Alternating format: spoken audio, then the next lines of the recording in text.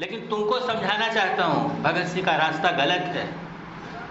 एक भगत सिंह को बचाने की कोशिश कर रहे हो, इस रास्ते से हजारों भगत सिंह व्यर्थ जाएंगे, कोई रास्ता नहीं मिलेगा। क्योंकि हजारों साल से कोई रास्ता नहीं मिला है आदमी को एक दूसरे को मारने से। मैं जो कह रहा हूं उस रास्ते से ही रास्ता निकलेगा, अगर तुम धीरज रखोगे तो। समझाते हैं कि जो संधि हुई है इसको लागू करो। ये संधि लागू करना हमारी भी जिम्मेवारी है।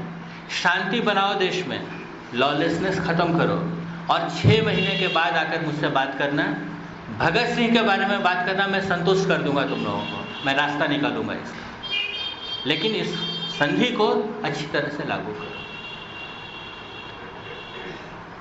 यानी अपनी तरफ से उन्होंने वो जिम्मेवारी स्वीकार की है कि इन लोगों को बचाने की मैं कोशिश करता हूं। हालांकि विचारों में बहुत बड़ा भेद है। भगत सिंह भी ये पसंद नहीं करेंगे कि उनके लिए कोई क्षमा मांगने जाए, क्योंकि वो तो खड़े हैं फांसी के तख्ते के सामने बगैर किसी हिचक के।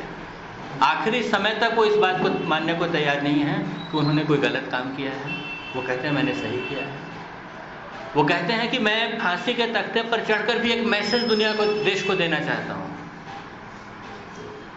जब उनके पिताजी ने माफीनामा बना करके अंग्रेज सरकार के यहाँ देने के लिए उनके सामने रख दिया कि दस्तखत करो इस पर, तो क्या कहा उन्होंने जेल में कि आज मुझको शर्म आती है कि आप मेरे पिता हैं, आप ऐसा मर्सी पिटीशन मेरे लिए लिख कर लाए हैं, इससे तो अच्छा मेरा डेथ वारंट लिख कर आप लाए, मैं क्षमा मांगूंगा इन लोगों से। यानी भगत सिंह भी इस बारे में बिल्कुल साफ है कि गांधी को मेरे लिए क्षमा मांगकर मेरी जान बचाने की जरूरत नहीं है। और बिल्कुल सही है, क्योंकि वो अपने काम की जिम्मेवारी खुद लेना चाहते हैं। गांधी भी अच्छी तरह जानते हैं कि भगत सिंह का रास्ता गांधी के हिसाब से बिल्कुल गलत रास्ता है, उस रास्ते से कुछ होने वाला नहीं है। लेकिन उसके साथ साथ एक राष्ट्रीय आंदोलन के सबसे प्रमुख नेता के नाते वो उन भावनाओं को भी समझते हैं जो देश में बनी हुई है, इसलिए उसको बचाना भी चाहते हैं। इसलिए बार बार जब जाते हैं वायसराय से मिलने, तो किसी न किसी तरह से कहीं न कहीं से इस जिक्र को वायसराय के सामने रखते हैं। इन लोगों को छोड़ना है, इन लोगों के बारे में सोचना पड़ेगा, इनके बारे में इंग्लैंड से बात कीजिए।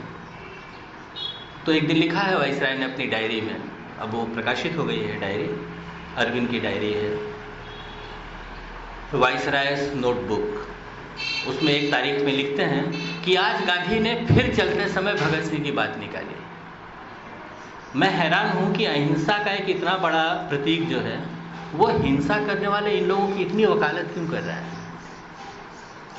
फिर लिखते हैं गांधी कहते हैं तो जरूर कोई बात होगी। यानी उनके मन में गांधी के साथ जो उनका रेपो है उसके कारण उनके मन में आता है कि गांधी अगर कह रहे हैं तो कोई बात तो जरूर है, इसमें सोचना चाहिए अपने को। लेकिन अगले ही वाक्य में फिर लिखते हैं लेकिन मैं तो वायसराय हूं, मैं तो सिर्फ कानूनी पहलू से ही इस विषय में बात करूंगा, मुझको दूसरे किसी बारे में बात नहीं करें। यानी नैतिक वैतिक सवाल जो गांधी उठाते हैं उससे वो अपने को बचाने की कोशिश करते हैं और कहते हैं कि जब कानूनी पहलू से मैं देखता हूं तो भगत सिंह के बचने की कोई गुंजाइश नहीं। यानी गांधी ने बार बार ये बात निकालकर उनको यहां तक पहुंचा दिया है कि उनके दिमाग में भी एक प्रश्न खड़ा होने लगा है कि ये ठीक है कि नहीं, इसके बारे में कुछ करना चाहिए कि नहीं करना। ये जिसको कहते हैं ना कि वॉर ऑफ नर्व्स है, लड़ाई में एक दूसरे के धीरज की परीक्षा ली जाती है।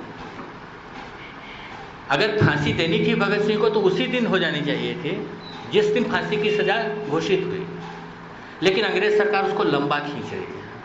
अभी प्रिवी काउंसिल में बात हो रही है, अभी फलानी बात चल रही है।